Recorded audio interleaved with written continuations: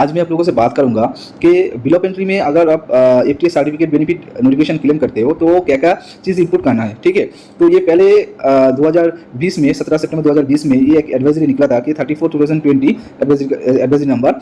तो उसमें क्या था कि एफटीएस सर्टिफिकेट बेनिफिट अगर आप नोटिफिकेशन क्लेम करते हो तो कुछ डिटेल्स उधर डालना पड़ता है। ठीक है, इनपुट करना पड़ेगा। तो ये डिटेल्स क्या क्या था, ये डिटेल्स था पहले फर्स्ट टाइम देखिए सर्टिफिकेट ऑफ ऑरिजिन। आपका डिटेल्स में certificate of origin number, certificate of origin issue date, ये आपको देना पड़ता है कौन सा कंट्री से ये सर्टिफिकेट ऑरिजिन इशू हुआ है डालना पड़ता था। ठीक है, अभी ऑरिजिन क्राइटेरिया आपको डालना पड़ता था। ऑरिजिन क्राइटेरिया में 3 ऑप्शन रहता है। एक तो COW होली ऑप्टेन होगा, अगर COG अगर आधार जेनरिक रूल्स में होगा, अगर COP आधार प्रोडक्ट स्पेसिफिक रूल में होगा तो आपको ये डालना पड़ेगा। ये सर्टिफिकेट ऑरिजिन में रहेगा या आपको जो एक्सपोर्टर है उसको पूछ के, ठीक है, ये आपको डालना पड़ेगा। अभी देखिए COW और होली ऑप्टेन होगा अगर तो इसमें कुछ नहीं रहेगा, ये होली ऑप्टेन देने से आपका हो जाएगा। ठीक है, अगर COG अगर आधार जेनरिक रूल्स होगा और आधार प्रोडक्ट स्पेसिफिक रूल्स होगा तो उसमें आपको परसेंटेज देना पड़ेगा, कौन सा परसेंटेज में उस कंट्री में कौन सा कितना परसेंटेज कार्गो उस कंट्री का है। ठीक है, वो आपको उधर इधर परसेंटेज का ऑप्शन रहेगा इनपुट टैक्स में, वो इनपुट टैक्स में आपको ये देना पड़ेगा। ठीक है, फिर एक्यूमुलेशन क्यूमुलेशन आपका येस या नो है, कौन सा है ये आपको देना पड़ेगा।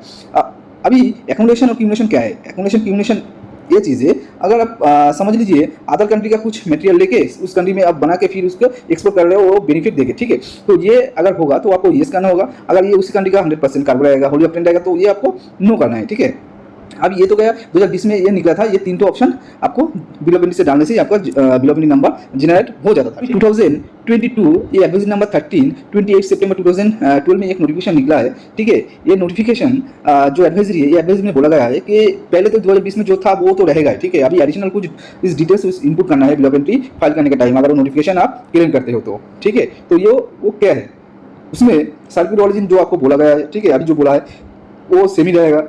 फिर सेकंड ऑरिजिन क्राइटेरिया वो आपको जो बोला गया है वही रहेगा, सिर्फ इधर टैरिफ शीट बोलकर एक ऑप्शन और भी आपको इनपुट करना है। तो टैरिफ शीट क्या है, टैरिफ शीट में 3 ऑप्शन रहेगा। एक तो CC बोल के जो चेंज इन चैप्टर होगा, CTH बोल के जो चेंज इन टैरिफ हेड होगा, और NA नॉट एप्लीकेबल होगा। ठीक है, कौन सा ये आपको इनपुट करना है। तो ये टैरिफ शीट कैसे मालूम पड़ेगा आप लोगों को, देखिए अगर कोई कार्गो बनाने के टाइम अगर उसका फुली एजेस को चेंज हो जाता है, ठीक है, एजेस को चेंज हो जाता है तो ये इसमें आपको ये कौन सा चीज़ होगा वो देख के आपको देना पड़ेगा। समझ लीजिए चैप्टर ही चेंज हो जाएगा। अगर 5 रॉ मटेरियल लेके 1 कार्गो बना रहा हो, ठीक है, वो बनाने के बाद वो कार्गो का एचएस कोड चेंज हो गया, ठीक है, तो ये चेंज इन चैप्टर ही हो जाएगा। तो CC दीजिएगा आप।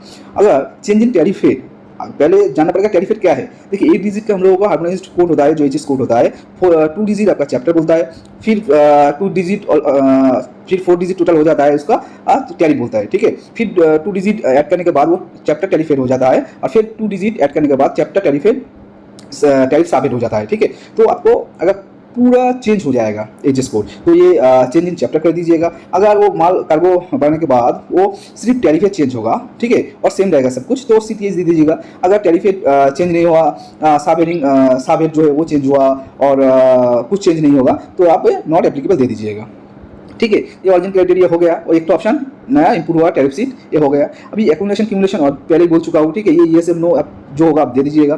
फिर रिएक्टिव इशूएंस बोलकर ऑप्शन है RIS, ठीक है, ये येस और नो आप कैसे मालूम पड़ेगा ये येस है या नो है। ये रिएक्टिव जो इशूएंस है, ठीक है, ये आपका समझ लीजिए कार्गो आप एक्सपोर्ट कर चुके हो, ठीक है, कोई प्रॉब्लम के लिए आप सर्टिफिकेट ऑरिजिन नहीं बना पाया FTA, ठीक है, तो वो सर्टिफिकेट ऑरिजिन अगर एक्सपोर्ट का टाइम नहीं बनाते हो आप लोग तो ये ऑप्शन आपका ये देना पड़ेगा। अगर एक्सपोर्टेशन का टाइम आपका सर्टिफिकेट ऑरिजिन बन चुका है तो ये नो दे दीजिएगा। ठीक है, अभी डायरेक्ट कंसाइनमेंट अगर country to country direct consignment होता है तो आप ये दे दीजिएगा, अगर नहीं होगा तो आप नो दे दीजिएगा। ठीक है, कैसे फाइल किया है मैं एक तो ये आपको एक डेमो दिखाता हूँ आपको। ठीक है, देखिए मेरा एक सर्टिफिकेट ऑरिजिन का थाईलैंड का था। ठीक है, मैं CO का जगह पे वो CO का जो नंबर है वो दे चुका हूँ। ठीक है, डेट ऑफ इशू जो डेट में इशू होता है सर्टिफिकेट ऑरिजिन, वो सर्टिफिकेट ऑरिजिन में वो डेट दे चुका हूँ। इशूइंग कंट्री जो कंट्री इशू होता है, ठीक है, कौन सा कंट्री से इशू हुआ है, मेरा थाईलैंड का ये सर्टिफिकेट ऑरिजिन है तो ये थाईलैंड में दे चुका हूँ। ऑरिजिन क्राइटेरिया में आपको बोला ये 3 ऑप्शन है, मेरा होली ऑप्टेन नहीं है तो COP हमें दिया हुआ है। ठीक है, ये आधार में। अभी देखिए इफ आधार तो स्पेसिफाई को परसेंटेज देना पड़ेगा। ठीक है, ये परसेंटेज में सर्टिफिकेट ऑरिजिन में आपका लिखा रहेगा। ठीक है, ये वो परसेंटेज इधर डाल दीजिएगा। फिर टैरिफ शीट मेरा नो NA है तो ये दे दिया, मेरा एचएस को कोई चेंजेस नहीं आया था तो ये मैं इधर सबमिट कर चुका हूँ। ठीक है, एक्यूमुलेशन क्यूमुलेशन आपका येस होगा मेरा, येस होगा।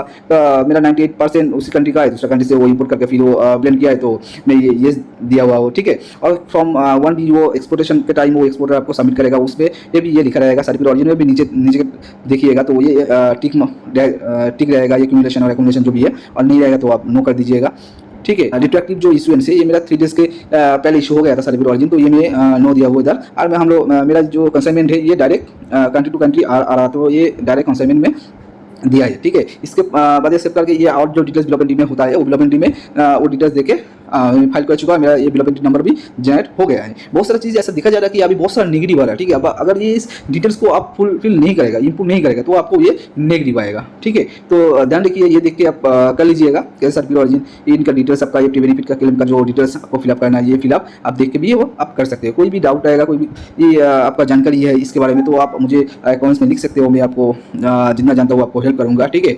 और अगर ये इन्फॉर्मेशन आपको अच्छा लगा तो ये चैनल लाइक और सब्सक्राइब जरूर कर लीजिएगा। और नया नया जो अपडेट आएगा कस्टम क्लियरेंस रिलेटेड, जो भी नोटिफिकेशन सर्कुलर एडवाइजरी जो भी आएगा, मैं ये अपडेट करता रहूँगा आप लोगों को, ठीक है। तो थैंक यू फॉर वॉचिंग।